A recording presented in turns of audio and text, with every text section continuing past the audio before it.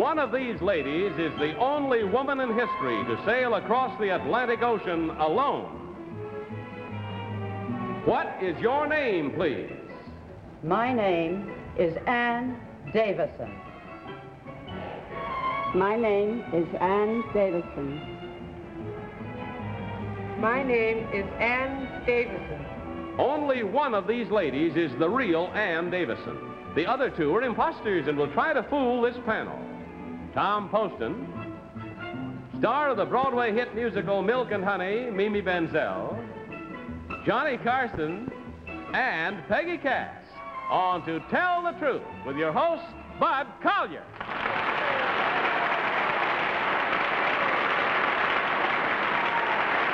Thank you very much. Good evening, and welcome once again to Tell the Truth, brought to you this week by Tristan Decongestant Tablets, the 3-layer tablet for fast, really effective relief from colds, miseries, and pollen allergies.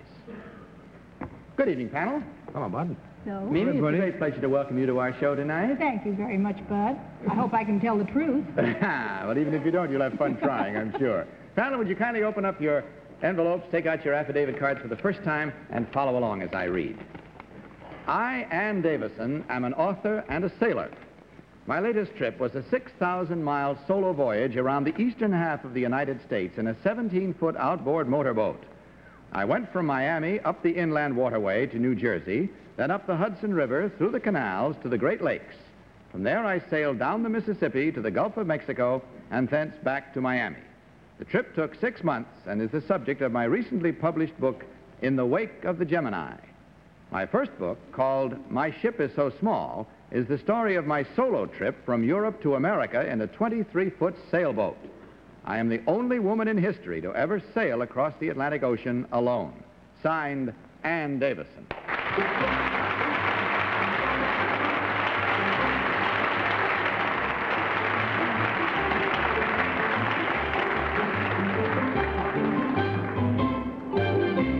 Quite comfortable, ladies? Thank you. Very well. Here we have 3 intrepid explorer-type ladies, I think you'll admit have had all the daring, each one claiming to be Ann Davison, who sailed across the Atlantic Ocean all alone. And we'll begin this round with our own sailor extraordinary, Peggy Cass. Number 3, what is the difference between a ketch and a sloop? Ketch has 2 masts. The sloop, 1. Thank you. Number 2, how many sails does a schooner carry? Let's see, this is the main sail, the foresail, and a jib. There are 3. Thank you. Number 1, what is the Gemini named for? The Gemini is named for the Heavenly Twins. I named it that because my boat had 2 engines. I see. Number 1, what is a yawl? It's a Southern expression. Yeah, I can feel that one coming.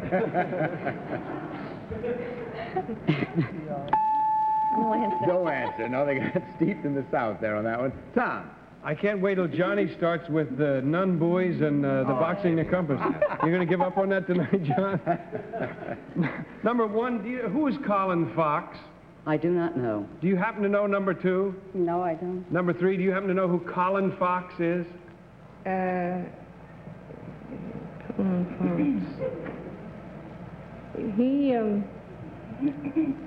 He did some sailing.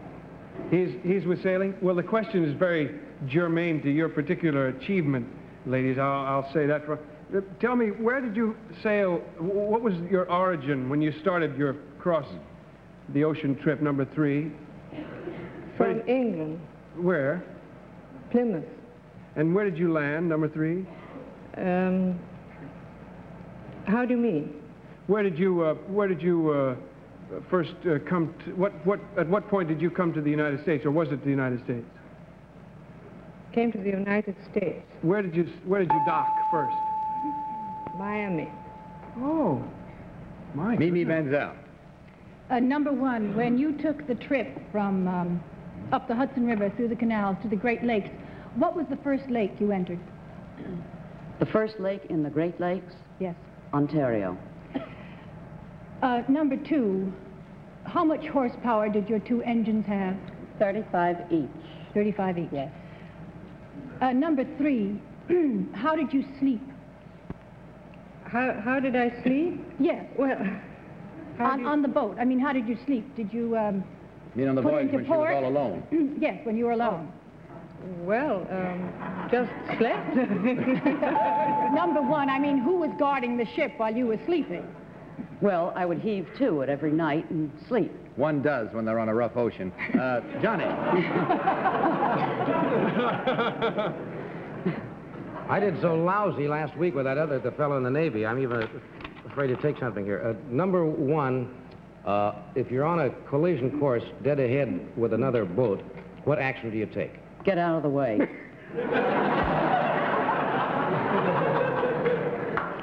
Well, let me rephrase that.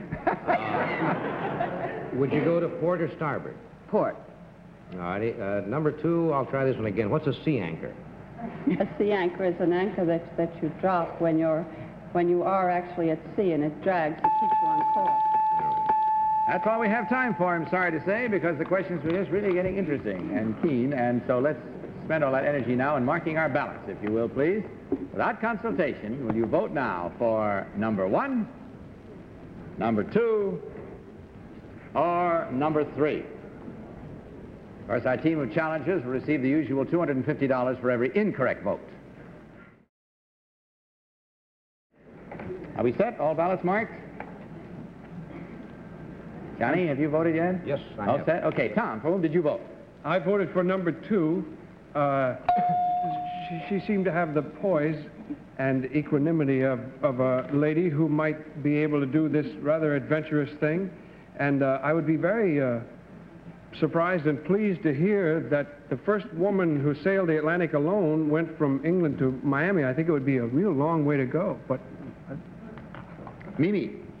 Well, I voted for number 2 also, because there are very few women that know such mundane facts, and here I'm going to get murdered, as what horsepower is in an engine.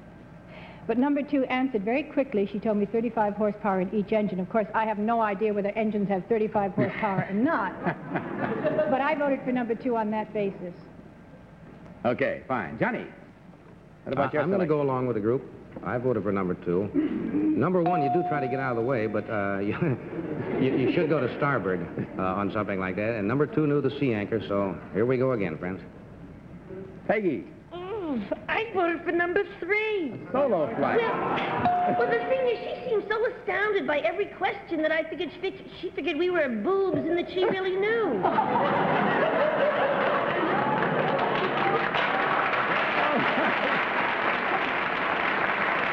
Well, let's get to the unveiling right away. The votes are in, the minds are made up, so let's not waste any more time in getting at the truth in this matter and finding out which one of these ladies is the real one who sailed across the Atlantic Ocean alone.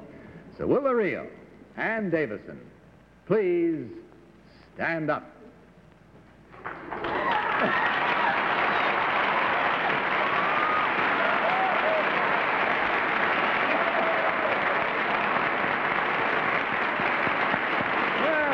Thank you very much.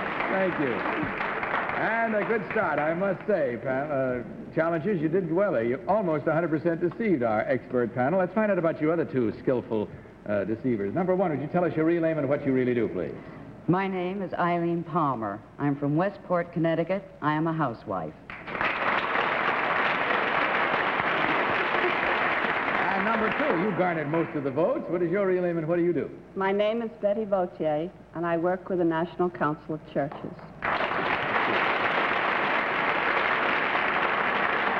Well, you did all right, I must say. You passed the plate well and picked up a nice offering because there were 3 incorrect votes at $250 each. That's a grand total of $750 for you ladies to discuss among yourselves and sort of parlay around. And, of course, you also received from Dristan a gift package of all the fine products made by Dristan. And we thank you so much for being with us. Happy sailing to you all, and God bless you.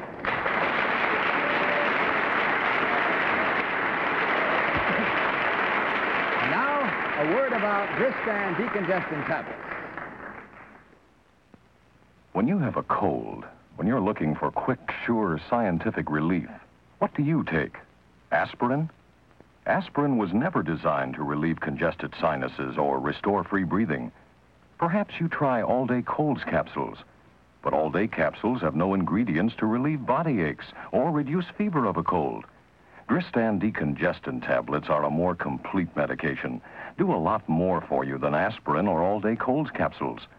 After you take Dristan, look. Dristan helps drain all 8 sinuses properly. Congestion, pressure, pain relieved. Free breathing restored. Nasal passages free and clear. Body aches relieved. Fever reduced. Dristan even helps build body resistance to cold's infection. Yes, here is quick, sure, scientific relief from cold's miseries and sinus congestion. Dristan, greatest cold's remedy available without prescription. Now, panel, let me introduce our next team of challengers.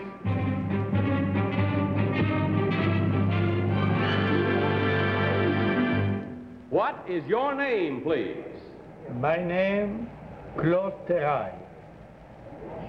My name is Claude Terrail. My name is Claude Terrail. Follow along again, panel, if you will, with your copies of this affidavit.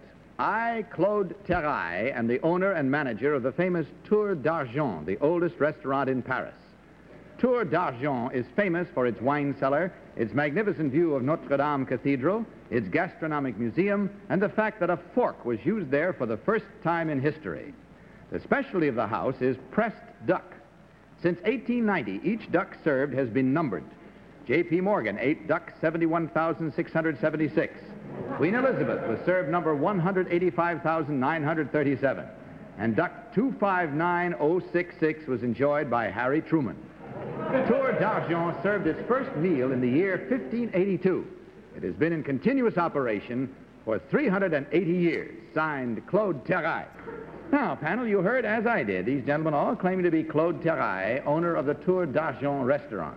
And we'll start this cross-examination with Tom Poston. Tom? Thank you, Bud. I hate to do this, but unless I'm very much mistaken, I had the privilege of meeting Monsieur Terrail fairly recently. It was a brief meeting, but I was so impressed by the fact that he owned this magnificent restaurant that I remembered well enough to have to disqualify myself, I'm sorry to say. Oh, too bad, Tom. All right. Mimi, then you will start. Well, I'm terribly sorry. I've never eaten in Tour d'Argent, but I'm going to try and see who runs the place.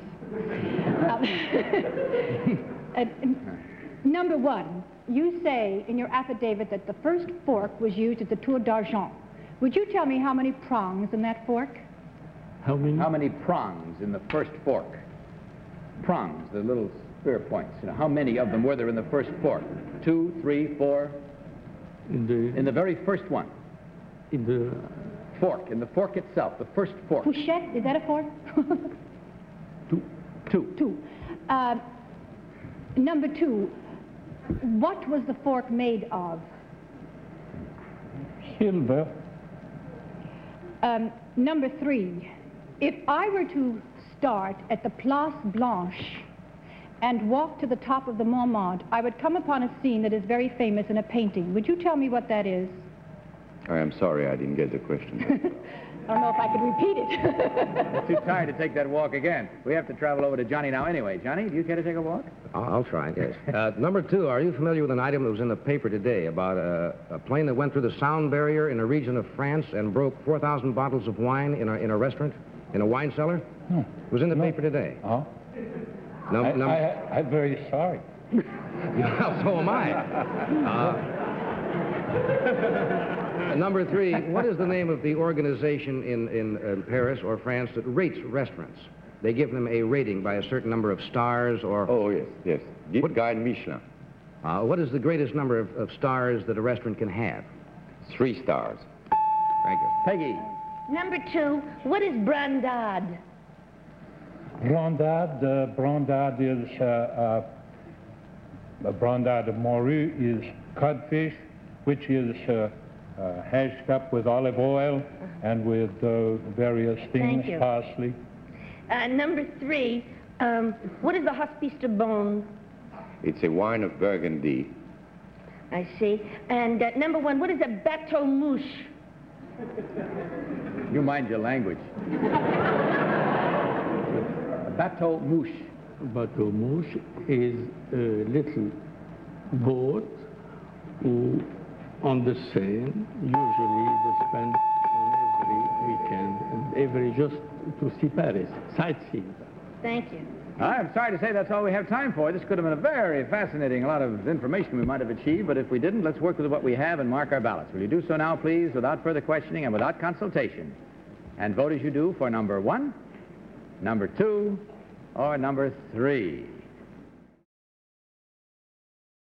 Are we all marked? Okay. Tom, whom did you select this time? Well, I disqualified myself. Oh, You that's wanna right. I hear? beg your pardon. I beg your pardon. I'm sorry, Tom. I could be mistaken. I hate to leave you out of it. That'll count as an incorrect vote when we total up the entire thing. Mimi, for whom did you vote?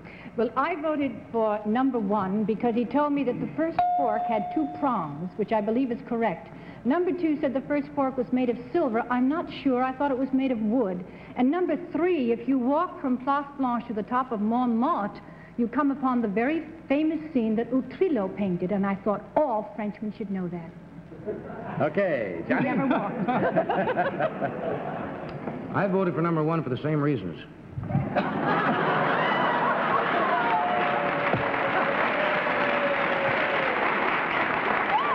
right. Peggy, which one did you select? I didn't. I voted for number 3. Because he knew about the Hospice de Beaune, and also if Tom was impressed by him at the party, he's very good looking. I'm impressed by him here, so I... All right, fair enough. Votes in, minds made up. Let's get to it right away without any further hedging off from our own particular denouement and find out which one of these 3 gentlemen is really the owner of the famous Tour d'Argent restaurant in Paris. So will the real Claude Terrail please stand up?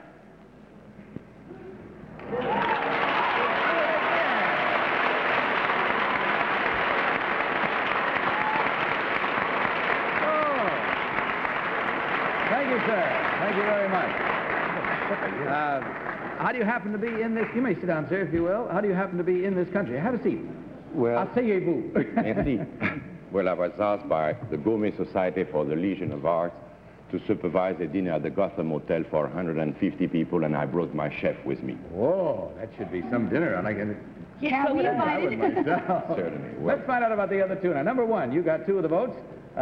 What is your real name and what do you really do, sir? My name is Edmond Sousa. I am born in Cairo, Egypt, and I'm a portrait painter. Portrait painter. Thank you, sir. Very nice to have you with us. Number 2, may we have your real name and what you really do, please? My name is Richard de Rochemont, and I was born in Boston, and I'm a motion picture producer.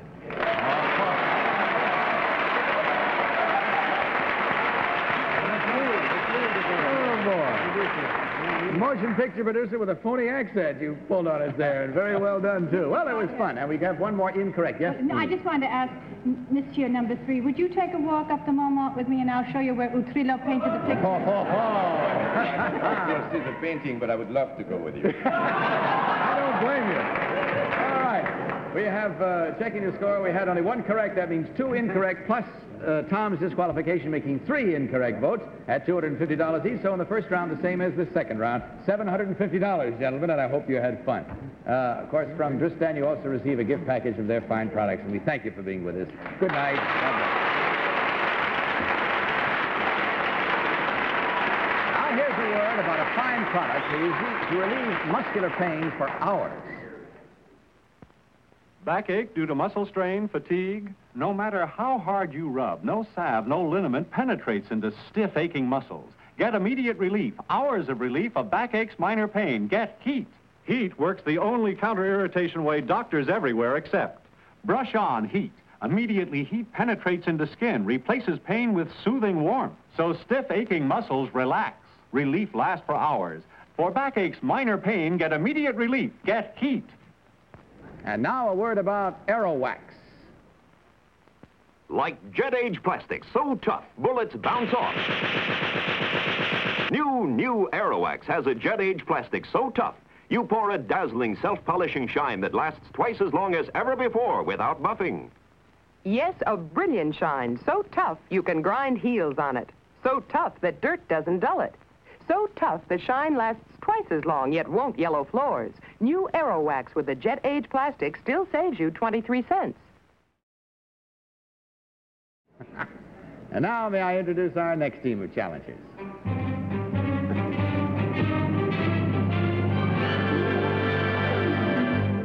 What is your name, please?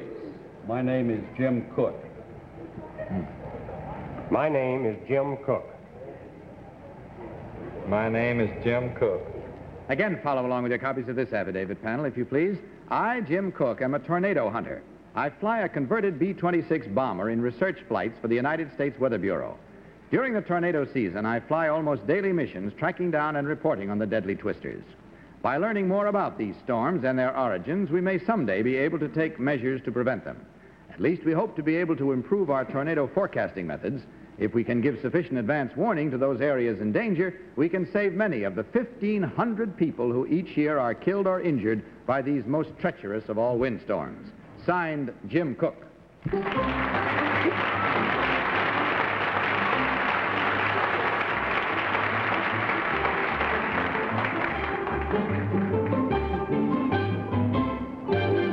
We just heard these three stalwart gentlemen, each claiming to be Jim Cook, tornado hunter. Let's begin this round with Mimi Benzel. Mimi? Contestant number 1, would you tell me where the Chief Weather Bureau forecasting station is in the United States? Washington, D.C. Number 2, what kind of clouds do you look for when you are tracking a tornado? We normally look for a storm cloud, more commonly known as a cumulonimbus. Number 3, is it true that a tornado loses its punch, as it were, over water? Yes, however, it's usually a water spout when over water. Johnny? Number 2, in every degree of latitude, how many minutes is that? 1 minute. Actually, 60 minutes per degree. 1 second of latitude is 1 mile. All right. Number 1, would you answer the same question? 1 minute, 1 degree. That's right. Number 3, what's an isobar? A line at every point on it has equal pressure. Number 2, what is LORAN? L-O-R-A-N. LORAN is an abbreviation for long-range navigation. Thank you. Peggy? Number 3, there was a recent hurricane, what do they call Tornado? It? A recent tornado in Florida. What part of Florida was that in? In the north-central part. Number 2, which city was done the most damage to by that recent Florida tornado? Well, as a matter of fact, there was only 1 city hit by it, and it was Milton, Florida. Thank you. Number 1, what is the difference between a cyclone and a tornado? The cyclone is any movement of air traveling in a counterclockwise movement. And a tornado is a spout. A spout coming out of the bottom of a cumulonimbus. Oh, I see. Tom? Thank you, Bud. Dear old number 3, what are those 6 knobs on the throttle quadrant? The 2 throttle controls, the 2 prop controls, and 2 carburetor air controls. Thank you. Number 2, where are the manifold pressure controls? They're on the pedestal just to the right. Thank you. Where are the prop pitch controls, number 1? Just to the left of the throttle. Thank you. That's all the time we have. It's time to vote once again. Came upon us too quickly tonight. It's been such interesting rounds all the way. So will you mark your ballots, please, right now, voting as you do without consultation for number 1, number 2, or number 3. All set and ready to go. Thomas, whom did you select this time? I wanted to vote for number 3, and my pencil came down and wrote 1. I don't know whether that means anything, but I forced it to be number 3 anyway. Just because of the way he sounds and the way he looks. They all answered questions beautifully. Mimi? Well, I voted for number 3. I have no reason particularly, excepting he said it was a water spout. Number 1, I think Baltimore is the place where the Chief Weather Bureau forecasting, or they get all the information. And number 2, you knew so much. Yeah, didn't he, though? Johnny? I voted for number 1. Tom has been in the Air Force, and I peeked over and cheated. Thank you, Chad. Your vote, please. Gee, I feel like a nut. I voted for number 2 because he knew so much. All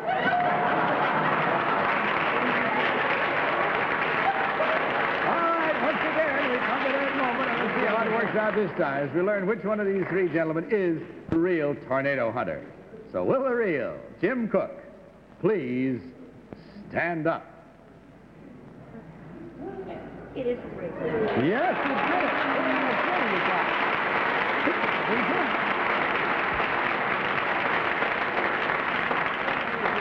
Yes, Tom. Is there any danger involved in that? It sounds terribly dangerous. Is it? Well, only the fact that it spawned the twist as we know it today. There's a lot of danger in that.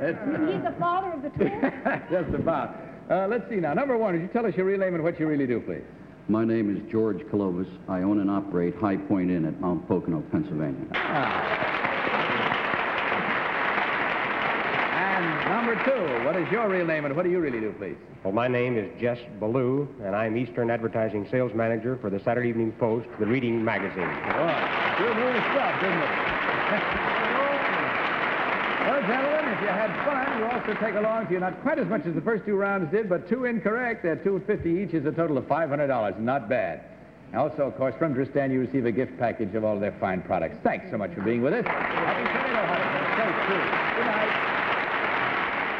Now, that's all the time we have for tonight. I would like to ask Tom one additional question, though. In our first round, about the young lady who sailed all alone across the Atlantic, you mentioned a Colin Fox. Colin Fox was a man who sailed a canoe single-handed from England to this country, Newfoundland or someplace. Maybe America. I mean, maybe the United States, but certainly from England to America. Alone, in a canoe. A sail canoe, of course. Not for me. Yes, Mimi? Mr. Collier, Mr. Poston, how do you sail a canoe? I thought you paddled a canoe. No, it's a sail canoe. Big one. Big canoe. Bigger from here to Georgia. A big thing. Okay. Well, there you are. Live and learn on this show. And panel, for all the joy you brought me personally and everyone else tonight, good night. Good night. Good night, Bud. Bud Collier saying good night for Dristan and reminding you to tell the truth. Good night, everybody.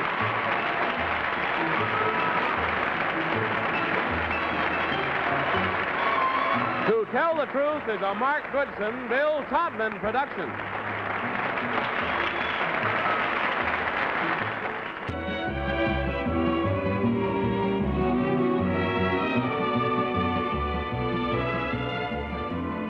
To Tell the Truth has been brought to you tonight by Concentrated Heat Liquid, the liniment to relieve minor rheumatism, arthritis, or backache pain for hours.